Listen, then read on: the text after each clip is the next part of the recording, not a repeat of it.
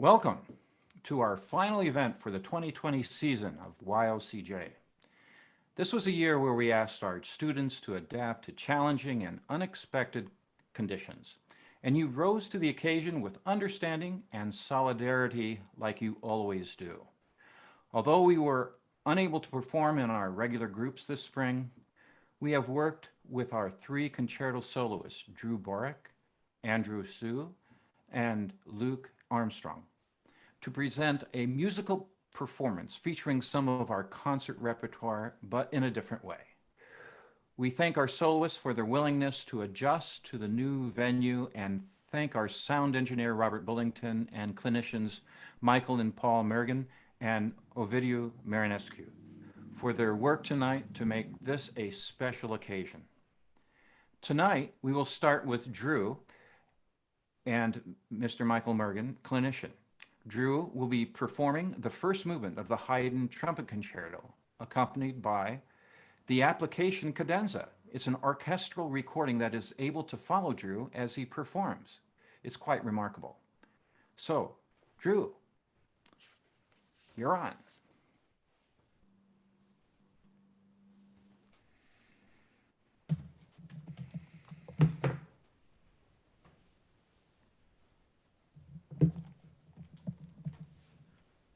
I should just start? Yeah? Yes, All right.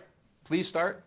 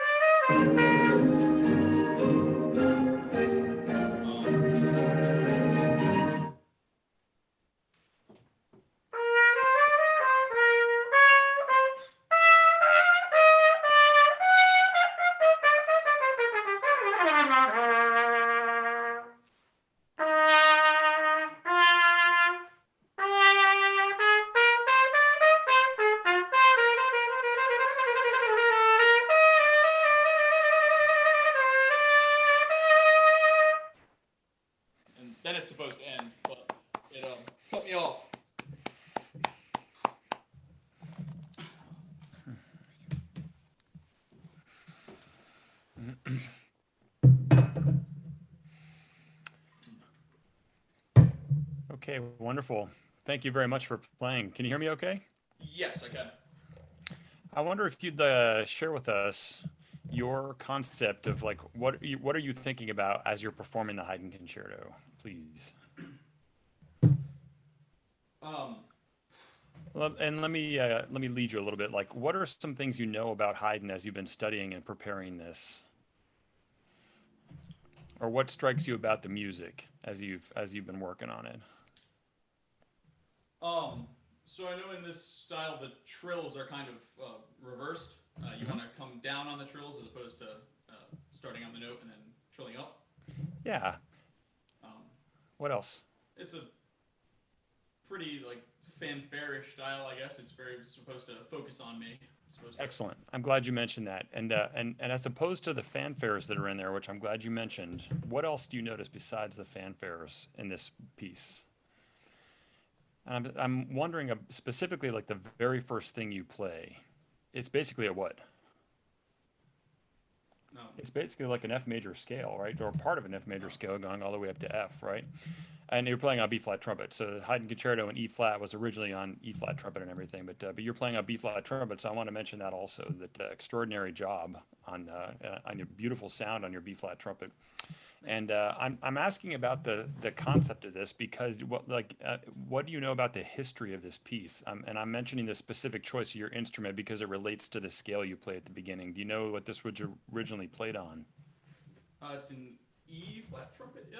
Yeah, but it was a really long E flat trumpet, like longer than the trumpet you're holding, and it didn't have any valves, right? So the only thing it could play was certain notes. So I'm glad you mentioned the fanfare parts of it because there are specific editions of this piece. Do you know which edition that you're playing? At the top of it, it says Haydn Concerto. It may say somebody's edition beneath it. Um, transcribed by A. Goyens. Okay, yeah, wonderful. Okay, and so that's relevant because the original part that was written in some original editions, the very first thing the audience would hear was just one single note by itself, just a simple concert E flat. Okay, and then the next entrance they would hear is like a fanfare, like you mentioned. It's not in this particular edition that you're using, but it's in other editions. And then the third thing the audience would hear is this F major scale that you began with. Okay, and that's relevant because um, the instrument this was written for didn't have any valves. It could only play certain things, just like the fanfares you mentioned. So the audience was coming to hear this piece, and they were expecting something that was completely new. They were expecting to hear something that could finally, a trumpet that could finally play a scale in the register that you're playing it in. And Haydn was a jokester. The first thing he gives them is just one single note, is just an F, right? And so they're like, well, that's not really that new, right? And then the second thing is a fanfare, but that's all they had ever been used to hearing a trumpet play is a fanfare, just like that, okay? And then that third time, finally, he gives them this beautiful F major scale, or at least part of the F major scale, and then he finishes off the F major scale. So finally, the audience is like, wow, this instrument can finally play an F major scale, okay? And that's relevant because it may look just like a scale to you, but it's also what the melody is, right? Yeah. Yeah, okay. So as we're working on this, this I believe is the contrast between those fanfares that you mentioned and this more melodic content, right? And I think that you're doing a really good job right now of exploiting the difference between these melodies, these scale melodies that would have been brand new for the audience to hear on this brand new instrument, and these fanfare figures which they would have been expecting a trumpet to play.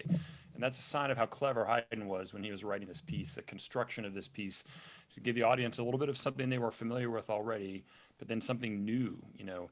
So I think you can do even more to exploit the melodic content of the Haydn Concerto here, these scale things in particular. Does that make sense the way I've explained it? Yeah, I think so. Yeah, okay. You look like you got some questions, so don't be afraid to stop me and ask any questions as you go along. If there's something that I say that's confusing or anything, I'm happy to explain it a little bit differently. But as long as we're on the same page so far, and so I think, you know, this very first melody or melodic content that you have, would you be willing to play the beginning of it one more time for us? And if Sure. let's say that if these notes were like moving in some kind of a direction, where do you want the notes to move towards, and then where do you want the notes to move taper down from? In other words, we finally have this beautiful melody that a trumpet wasn't used to playing, and the audiences weren't used to hearing a trumpet playing. So let's really exploit the singing quality of where you want this first phrase to go. Does that make sense?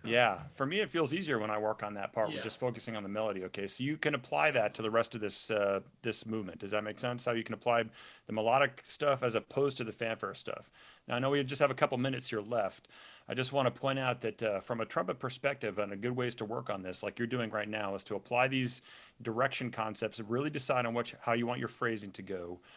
When we were talking about the fanfare things later on, for me, it's easier to work on the trumpet concepts of those if I flip around the articulation. So if the fanfare figures are articulated, like they're written here, I would practice them slurred, the opposite. So they're like lip slurs or flexibility studies, okay? Once those feel easy, then add the articulation back in, and it becomes an effortless exercise at that point.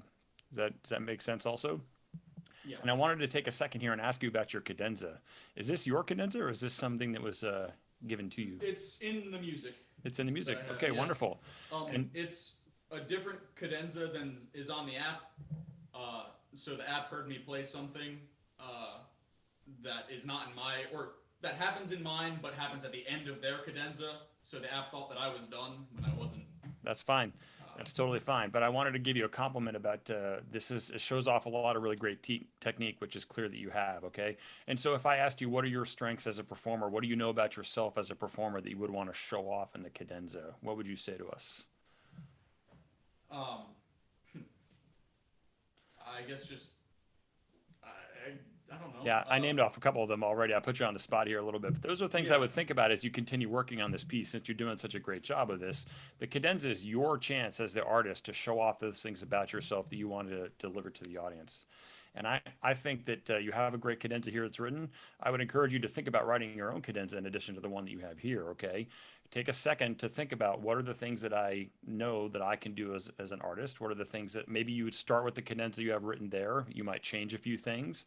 You might eventually end up just writing your whole cadenza from scratch. Does that make sense? Definitely. Yeah, and that's something then this would be your cadenza when you played this piece. And those are things that are, as you look across this cadenza, there are certain things that maybe started with the melodies that are written there, but then you went off in a slightly different direction. You might have a good high range that you want to write some high notes for. You might have something that like really good lip slurs or something that you want to show off in the cadenza. So I think this is your chance to write something unique that's yours as at the cadenza at the end of this. How does that sound to you? Something interesting? Yeah. Yeah. Yeah. And lastly, I want to ask you, as you were getting ready to perform this, did you listen to recordings of this piece? I did. And whose recordings did you listen to? I think mainly is it Allison Balsam? Wonderful. Wonderful. Okay, and I would encourage you to seek out other recordings of this piece too. See if you can find one that's on keyed trumpet. The name Mark Bennett might be helpful to you in that, English Baroque soloists. You can find Maurice Andre's recording because he was one of the first people to make a many different recordings of this. Clearly, Wynton Marsalis is a modern trumpet player who's still out there playing, who has other good recordings of this also. And lastly, there's a pretty well-known recording of Gil Johnson, who used to play principal trumpet in the Philadelphia Orchestra, who has a really big, rich sound, just like you're getting on your B-flat trumpet. So I would find as many recordings of this as you can to listen to, and again, explore the history, the language of Haydn as you're learning this and everything. And I think you sound wonderful. Good luck with the rest of this. Yeah, Do you have any thank you questions very for me much. before we stop here? I don't think so. I think Okay. you Yeah. covered a Sounds lot like of we it covered that I everything need to then. Look into. Yeah, and I think that we're coming up to the end of our time. I don't want to step on the cellist's time or anything here, but it sounds wonderful. Congratulations, you're doing a wonderful job. Thank you very much. You're welcome. Thank you. Well, thank you. That was excellent, Drew. That we really love that, and Mr. Mergen, I really appreciate all the comments you made. You've been. Could you tell us a little bit about yourself, so that the people know where you are and where you're coming from? Like you play for the President's Band, is that correct? That's correct. Yes, I am coming to you from Alexandria, Virginia right now, and I've been a member of the United States Marine Band, the President's Own here in Washington, D.C. for 21 years, and I'm retiring this summer to become the professor of trumpet at University of Cincinnati College Conservatory of Music, starting this fall. And I grew up in the great state of New Jersey, so I'm really excited to be speaking with you this evening. Oh, that's fantastic. Mhm. I understand there's a connection with you and our prestigious trumpeter, Mr. Brian Woodward. Absolutely. Yes, I've been a big fan of Brian Woodward's for a long time in my life, probably over half my life at this point. And we played together in Region Band and All-State Band and all that. A superlative trumpet player, a wonderful educator, and I'm really lucky to know him. And we're lucky to have you. Thank you very, very much. Thank you for And having me. I think it's time to move on to our cellist, Andrew Sue, who will perform the first movement of the Elgar Cello Concerto, accompanied by Annabelle Boal, with Mr. Ovidiu Marinescu, the clinician. So, Andrew, let's hear your Elgar.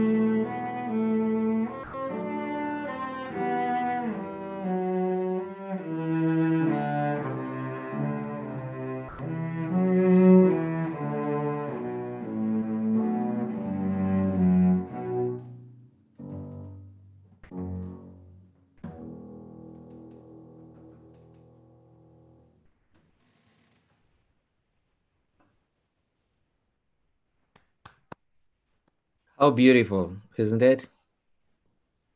Andrew, wonderful job. Thank you. Doesn't it feel amazing to be at the end of the piece? Yes. Like a journey, right? Um, Share with us the emotions that you just experienced from waiting to starting to play, and how does it feel now as you just finished, if you can? Well, before, like when I was waiting, I was very nervous. Okay. But as I started, like as it got closer and closer to like me actually beginning to perform, I knew I had to calm myself down, or else I would be a nervous wreck and probably mess up a lot of things. And I just tried to like hear the melody in my head, and I knew that if I was nervous, then I would rush things, and I would try to slow it down, relax, and then like as I heard the melody more in my head, it helped me calm myself down. Yeah. And that made me more prepared to perform. And after I finished the piece, it was I felt very accomplished because I got through it, even though there were a couple of mess ups, but it's all right. Yeah, it's more than that. I think we it's so easy to point to, let's say, technical things or things that we work for. But I think I saw on your face, it was the feeling that you actually became the piece, you experienced the piece, that it transformed you. Just playing the piece, you feel, one feels differently. Is that true? Yes, that is, Yeah. I agree with that. Yeah, it's a very powerful piece, and in many ways, that's the value of art and music, because it helps us work through our emotions and maybe heal whatever we need to heal, especially in these times. And you did a wonderful job. Why did you choose this concerto? I really enjoyed listening to it the first time I heard it. I listened to Jacqueline Dupre's recording, and I thought that, well, I really liked the melody, and I thought it was a very powerful piece, and I like playing like powerful chords, especially the intro, the two Yeah. starting chords. I really enjoyed like playing that the first time I played it, and I knew this is the concerto that I want to perform. Yeah, exactly. The music spoke to you. Yeah. Right? You didn't pick it because, oh, I got some shifts there, or I got some rhythm in three and so forth, right? The music is so powerful, and so you did a wonderful job presenting this. I had the same experience. I grew up in communist Romania, and we didn't have access to this music. I remember hearing, I think probably the same recording with Jacqueline Dupre, hearing it on the radio. I fell in love with the concerto instantly. I couldn't find the music. I remember a conductor gave me a copy of the score. It was my dream to eventually play it. Yeah, so it's wonderful. So I want to share with you some thoughts from my experience. What we do as performers, right? I had an opportunity to play this concerto several times, right? Most recently, probably about a year and a half ago, and So I know it intimately, the whole concerto. And I also had the opportunity to conduct it, so I know it from the other side. So when we make music, it's important to make music with people, right? And so sometimes when we have one rehearsal or two rehearsals with the orchestra, or even with piano, right? So we need to be ready for that. It's not a lot of opportunity to adjust last minute.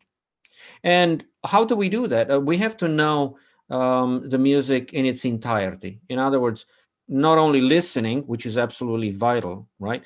But also looking at the piano part or at the score. So what I did in preparation for our session, I got my score here, right? I made notes. And have you looked at an orchestra score? Have you looked at the Elgar orchestral score? I've seen, I mean, I've seen the cello part and I've seen the violin part, but no, I haven't got a chance to look at the score. Okay, so what I'm going to do, I'm going to share my screen now for everybody. So host disabled participant screen sharing. Mr. Host, any chance I can share my screen, please?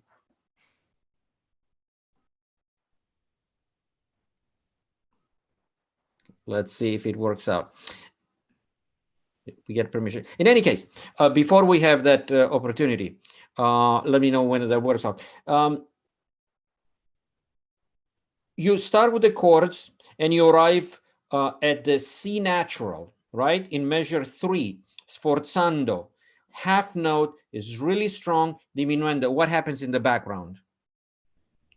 What happens in the other voices?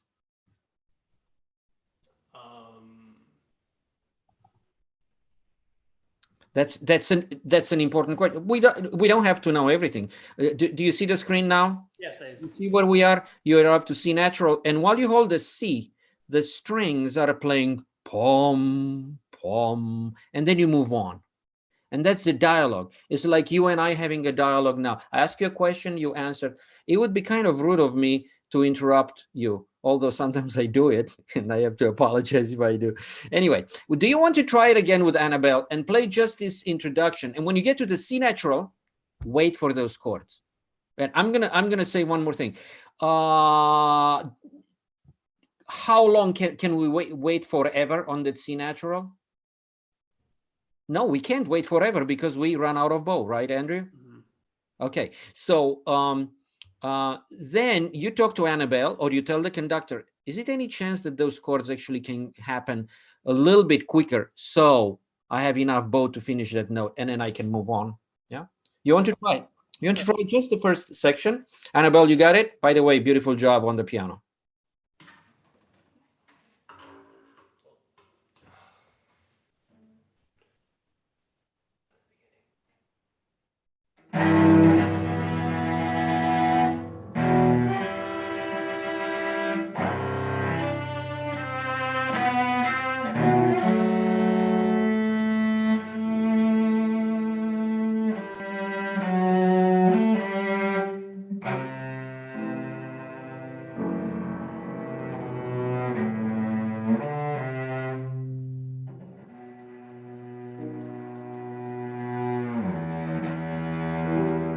Good, awesome. Annabelle, you didn't quite catch the last chord, like da, and you hear that glissando going down, and when he arrives on the bottom note, that's when you want to come in, right? How did that feel for you, Annabelle, now that you actually could play your chords uninterrupted?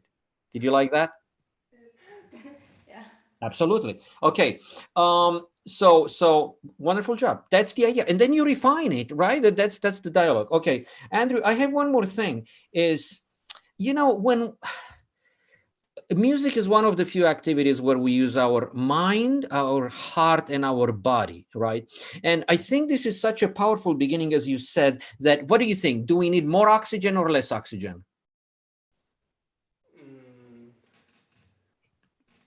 I'm not sure. More oxygen, right? It's a physical battle. It's like a dance, it's like a wrestling, or is it, no matter what so you got to breathe a lot more, like, right? And the gesture, and they will take the conductor and they will take the pianist as well. Can you play just the first measure, first 3 chords, and a big breath, almost a big breath before each chord?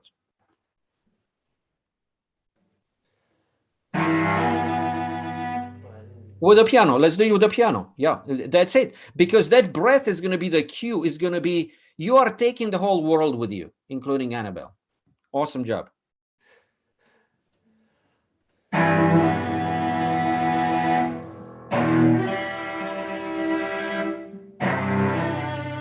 Good.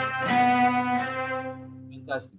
They made a big difference, in my opinion, right? Okay, so let's look at a similar spot about knowing the part. Actually, there are two spots maybe. The big scale, right? That's after number 4. Okay, Annabelle, can I ask you a favor? Can you play from number 4, 1, 2, 3, 4, fifth measure, please? Just start fifth measure. Andrew, don't play, and listen what the piano has. So we are at number 4, and we are going to hear Annabelle play.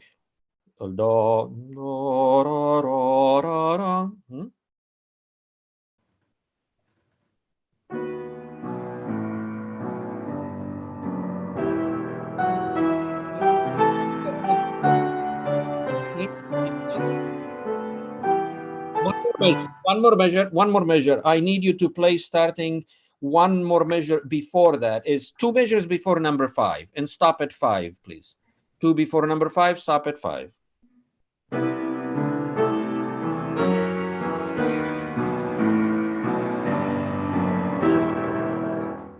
Okay, Andrew. So how would you feel if Annabelle played this melody?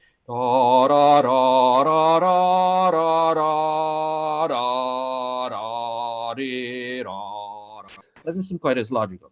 So what happens? All of us are a little bit delayed by that shift. So I like you to be more aware. In that case, perhaps you're accompanying the melody that's in the piano.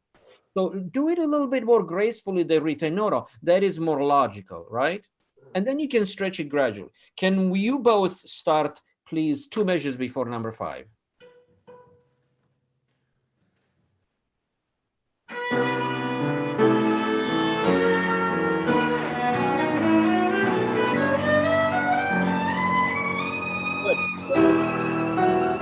Well, you're not waiting for him. He has tara tito tito tara tita. If he wants to slow it down, he has the small values. Yeah. Can we try it one more time? I still think you are way too delayed in the beat 1. First of all, the composer writes poco allargando, and it doesn't even happen right away. Only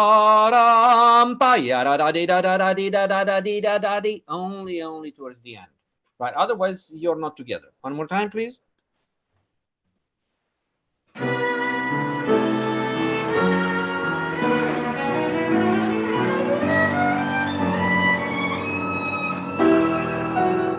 Good. A lot better. Annabelle, you're still rushing a little bit, right? So now that's where the dialogue comes in. It's never an accompanist. It's always it has to be equal roles. Okay. So because we are practically out of time, I want to tell you one more story. This is actually a story that probably is good for everybody. When we perform, sure, we do it for ourselves, but we do it for an audience. We want to sell what we do. We want to convince them that not only we are fantastically prepared, but we are artists. We want to show we arrived, right? And I'll tell you a story. I was playing Lalo Concerto in Great Falls, Montana, with Great Falls Symphony. Okay, we maybe haven't heard of it. They have a budget over $1 million. They bring music to people in Montana. And the whole week I had about 7-8 performances all over, in schools, in a museum, and I get to play Lalo Concerto at the performance, and I'm exhausted, I'm tired, and I did an amazing job. And I was staying with the family, and the host, the first thing that she said, your shoes were not shined. That was so weird. It's like, I work so hard. I have all this audience transported, and you, as my friend and the music lover, you tell me the shoes are not shined. But she made a good point, because we don't know what the audience are going to watch. So I think that all the details are super important, right? From what we wear, the way we smile, like you have a wonderful smile, the way we communicate, the way we breathe. And, when we demonstrate this, it's the full package. Yo-Yo Ma played on NPR, I think, what was it, yesterday? 2 days ago, All Box Suites. the whole presentation, it was amazing. Yeah. So all of us have to keep that in mind. So with that in mind, I want to thank you. Fantastic job. I want to thank everybody for continuing to make music. It brings great rewards, and good luck to you. Stay in touch, and I look forward to hearing more of your playing and also hearing the tuba coming up soon with Luke. Thank you very, very much for your insight and your performance. But before we say goodbye to you, Mr. Marinescu, could you tell us a little bit about yourself? Sure. Let's see how brief I can be. I teach at Westchester University of Pennsylvania. I play the cello. I compose. I also conduct, and I'm very fortunate to be able to be active in this profession, to play some of the greatest music like Dvorak Concerto and Lalo Concerto and Elgar many times, and all this beautiful, and Bach suite, and a lot of contemporary music. And I want to say one more thing, maybe, is if we dream big, we get there. If we are tenacious, we arrive there. And there are obstacles in whatever we do, whether it's business or work or music or so. These are just little snafus, and whoever sticks to it will get to the finish line. It doesn't even matter when.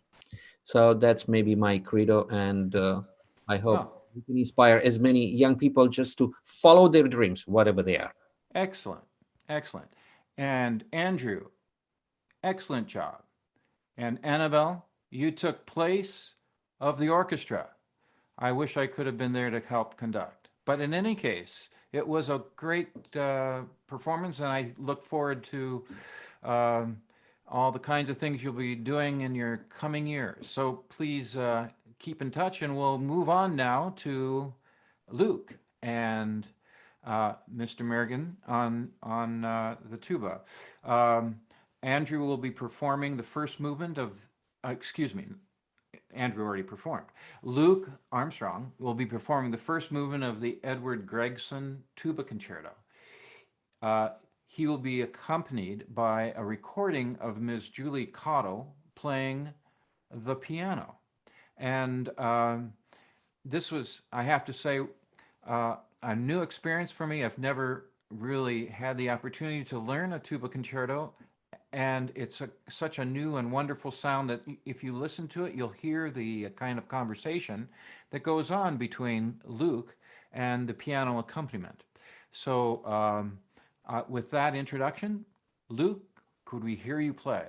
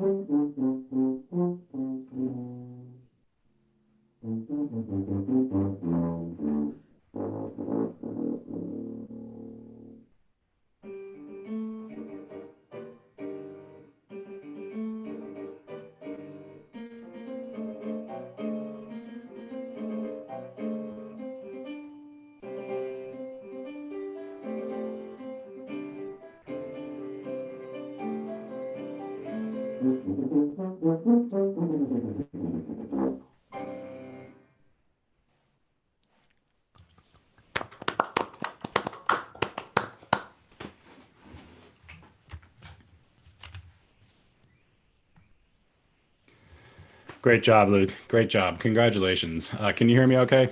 Yeah, I'm good. Can you hear me? Excellent.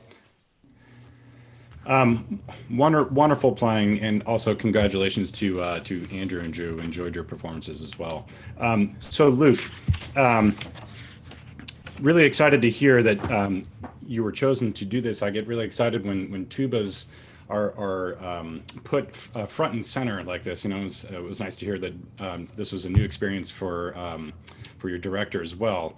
And I think it usually comes as a shock to most audiences, right?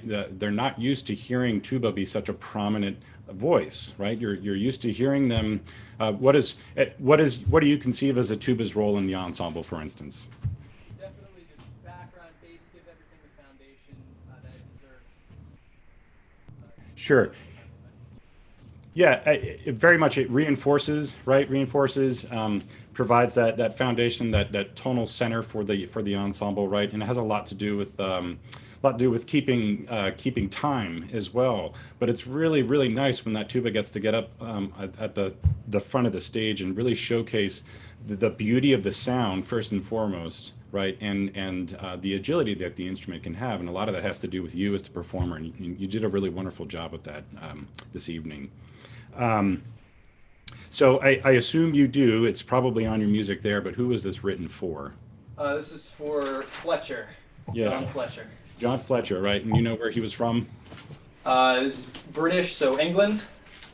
Yes, yeah, he was from England. He played in the London Symphony, and he was also the tuba player for the Philip Jones Brass Ensemble, one of the great brass ensembles to exist. And so his playing, have you heard of recording of him playing? Yes. Yeah. His playing, I think, is one of the standards that a lot of tuba players, I think, should have in their minds. Such beauty in the tone. And he was so nimble, I mean, and I think a lot of that had to do with, I think he was also an accomplished horn player as well, a French horn player as well, and that may have had something to do with it. And so I think it's important, starting from as we work on these pieces, that we have that model in our head, and that model is playing really, really loud at all times, so that we know what it is we are trying to sound like. And whether that be with this concerto that you're working on or with a B flat scale, I think that sound has to be front and center in your mind. Okay, and John Fletcher to me is a wonderful example, and I'm sure there are others in your life there that you could use, and certainly others throughout the country who are doing really wonderful things with the tuba now. So, you have how many themes in this movement? I believe it's 2. Right, exactly. 2 main themes, and we have sort of a dance-like theme, right? And then we have that really, really lush lyrical theme, okay? And so as I was kind of thinking about this and hearing you play, it occurred to me that a lot of what we try to strive to do when we perform to create excitement or to create interest is to try to exaggerate and to try to create contrast, okay? And so I think if you were to sort of start with those 2 things in mind, if you can contrast that dance-like, really exciting kind of rhythmic feel with that really lush song-like that theme, as much contrast as you can bring to the 2, it really makes the performance of this step up a few levels. And so, and I thought you did a really good job with that. But there are a couple of things to think about. When we approach those 2 styles, we have to sort of treat the dance-like style in a specific way. As a tuba player, and I'm sure you've heard this before, maybe you've been told maybe you sound late if you're in the back row, right? And typically that's because of the natural acoustics of the instrument, right? And so along with that comes it's at times it sounds like a clarity is an issue. And I'm not saying that was a big issue in this performance that you had, but we always have to have that in mind. The lower it gets, that we need to be mindful that we need to be more clear in our speech, for lack of a better way to say it. So I like to think of the notes written on the page as words in a sentence. And this movement it's either a story or it's a chapter in a story, right? That's a 3 movement work, so there's your story. And so by the end of this chapter, so to speak, you have to have spoken clearly enough to everybody in the audience that the context has been made, right? And they know exactly what's going on. So we don't want to, we want to be careful that we're not mumbling, so to speak, right? And so if you can picture yourself on that stage without your instrument, if you were going to be speaking the text, if you were to put text to this, how might you have to deliver that text so that the last row in the audience can clearly understand? And I think that if we think about it that way, it makes how we approach playing a little bit differently. We have to be a little bit more mindful with a lot of these sort of these 16th notes to make sure that they're being very clear, okay? Sometimes we have a tendency to play certain figures, ba-da-da-da-dum, and the gesture sort of comes across, but not all of the notes are either clear or some of the intervals are maybe not quite as clear. So we need to make sure that we're being really exact with those, okay? I think the faster or more rhythmic piece is, or more, maybe the more energy that a piece brings. For me, the practice of it, I try to bring that much slower so that I can make things clear and exact. And then that way, when I get to the performance tempo, I feel like I've done all my due diligence to make sure that I'm speaking clearly, right? All that sound good? Yeah. Yeah. So then On the other hand, we have this really beautiful melody that starts ya da da da dee dee da dum, right? So here, when we have these really lyrical melodies, the tendency is because of the amount of air that we need to be using. I think at times we leave holes where tone should be present, right? And that's either A, because we need to take a breath, or maybe we don't realize that we're getting a little bit lax in our breadth of tone. So I always like to stress that we always need, from note to note, we need tone and gorgeous tone present at all times. Connect those notes tone to tone to tone, okay? And so I like to talk with some of my students about how the music is laid out in a page that you have to read in a certain format, but music doesn't exist like that, obviously, right? You are producing wind that is going out, and that music comes at the audience, right? And I feel like our approach on the instrument needs to mirror that. So the use of your wind through these really legato, beautiful melodies has to go through into that lead pipe, almost like it's chopped off where it curves around the bell, and it's going right through the conductor, right into the audience. And so that creates a lot of reach with your wind and a lot of reach with your phrasing, okay? And I think the more you can get some reach and stretch these lines, this melody really starts to soar. And that's really what it does. It's such a beautiful melody. And so for me, that sort of helps as I conceptualize of a piece and get to work on it. I've got my two sort of areas that I need to be working on, right? I've got my sort of soaring, reaching approach, and I've got my clarity, my diction that I have to work on to make sure that I'm being really clear, okay? And the other thing that kind of strikes me about this concerto, or this movement in particular, is what is kind of unique about it? That's a little bit of a broad question, but if you could think of anything that's kind of unique. I don't know. A lot of the time changes, possibly. So some of the time changes. I guess what I'm getting at is that you have that large introduction there, and then you immediately you go into a cadenza. Right? Which is not something you always hear. It makes me think some of the cornet concertos I heard a lot in my time with the Marine Band. But you start with a very sort of showy and soloistic. It's based on the material of this first theme. But you start with this cadenza, which I think is kind of unique and sort of an identifying feature of the movement, okay? So you begin and end the piece with a really sort of soloistic statement, if you will, okay? I think that there were a couple of things that I was trying to make some notes of that I wanted to make sure to point out to you. And that is, a lot of times we get really conscious about the way we start our notes, right? And how do I want this accent to be, or is this going to be kind of my kind of more breath attack? And what gets lost in a lot of those decisions is how we end the note, or how we send that note off. And so there were times where you have sort of 3/4 marcato quarter notes, right? You've got these accents on them, bum, bum, bum, right? But they were a little bit short and a little bit more cut off. So if those notes if you can kind of think of that accent as pointing to the direction you need to drive through, so that they all have full value, full length, correct? Okay. Yeah. And then the same is with certain ending of phrases. Whether or not the note is accented, we need to take care with how it's the same as if I'm going to take this pen and either slam it down on the table, or if I'm going to carefully place it on the table. We need to think or conceptualize of how we want to place the note and release the note. So are we sending it off, or are we chopping it off?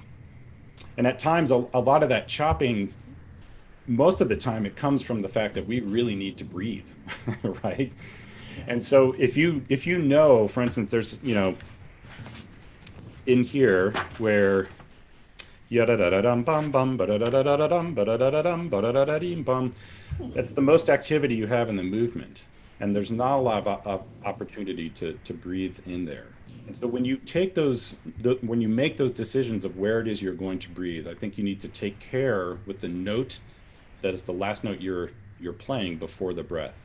And that note needs to be, it's sort of smoke and mirrors in a way, okay? It may be shorter than some of the other notes you've played, but I think it needs to be kind of sent off in a way um, to give you time or cover enough, if you will, to get a good breath, okay? So we need to be mindful of how we're ending notes and not just how we're starting them. So, and yeah, and there was, so the other thing I wanted to mention is this piece, I think, really showcases a good range of the tuba. Okay, and I noticed there was some of that you chose to play down the octave, right? Yeah. I think judging from some of the notes that I heard you play, C, I think maybe you had one D in there above the staff. Yeah. I would encourage you to try to learn that as written, because to me, what I hear a good and solid enough and confident enough tone that I think the rest of that would be just as beautiful as the rest of your playing. Okay, so I'd encourage you to work on that. Just set another bar for yourself. Okay. On the other end of the range, as you go lower, I want you to remember to try, as you go lower, to not try to force the air in there. And that's something that's sometimes hard for us to think about as tuba players. We want it to be big, but I think the bigger you try to get, the harder it is for that note to speak. So if you could think of warm, slow air, and just thinking about resonance and sort of coating the inside of the tuba with good warm air, I think those notes will speak a little better, okay, for you. All right. And at the same time, as you're getting lower, to think about getting some good length on those notes. Did you have any specific questions for me? Not really. Just, yeah, thanks for the guidance. Again, it was some really fine playing. Really impressed with everything you're doing. And the one thing that I guess I would want to leave you with is if you could, I mentioned about setting another bar for yourself.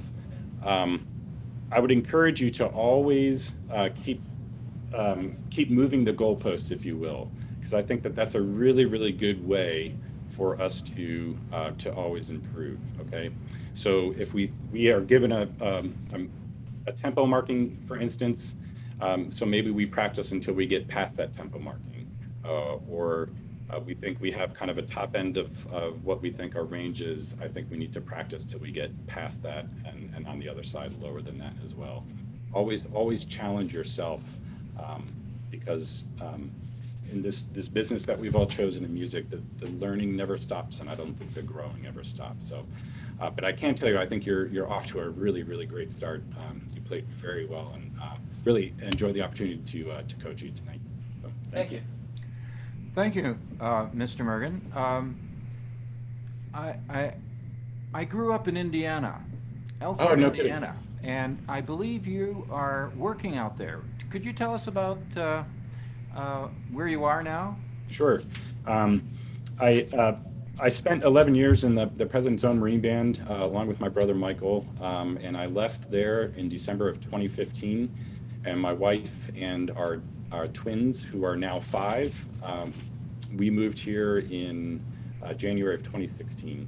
And so since moving here, I've tried to find a number of different opportunities for performing and teaching, and I've been lucky enough to be on the faculty at Indiana State University, University of Indianapolis, and I work with high school tubas at Carmel High School. Oh, great. Well, you know, this I've really grown to, as I said at the beginning, to like this piece. And Luke, I'd like you to play for us without the accompaniment. That Sure. second theme, you know, that glorious British kind of sailing into the into the sunset. You know, that sort of feeling I want you to create as we end our little session here. I'd like you to play for us that second theme.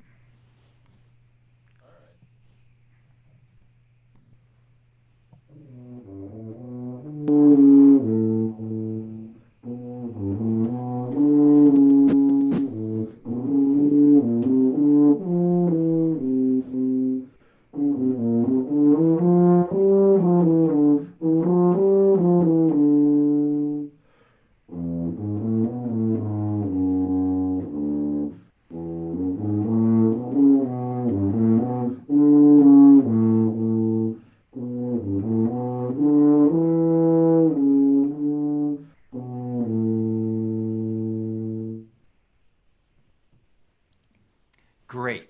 Beautiful. Thank you very much. That's a good way to. I want to thank all our clinicians. They a wonderful job. I want to, of course, thank all the performances that we all did, from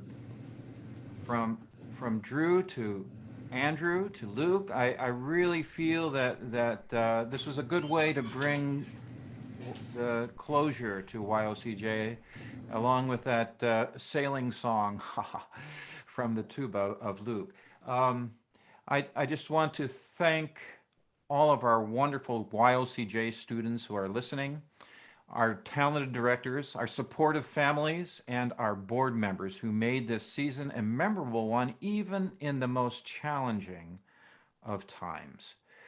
As for our seniors, I hope not only the three that played tonight, but all the seniors. YOCJ will miss you, your talents, enthusiasm, and leadership. Please keep in touch and come back to our socials, concerts, and special events to witness to our current students the hope and resilience of post-graduation. These are strange times. I do want to remind our audience that we are still having our auditions on June 9th as we try to prepare for the various options the next year will bring. Thanks again to everyone. You all sounded great. Everyone, please be well, safe, and vibrant this summer, and keep making music. Thank you, everyone, and stay well. Be well. Good night. Good night. Thank you. Yeah, thank you.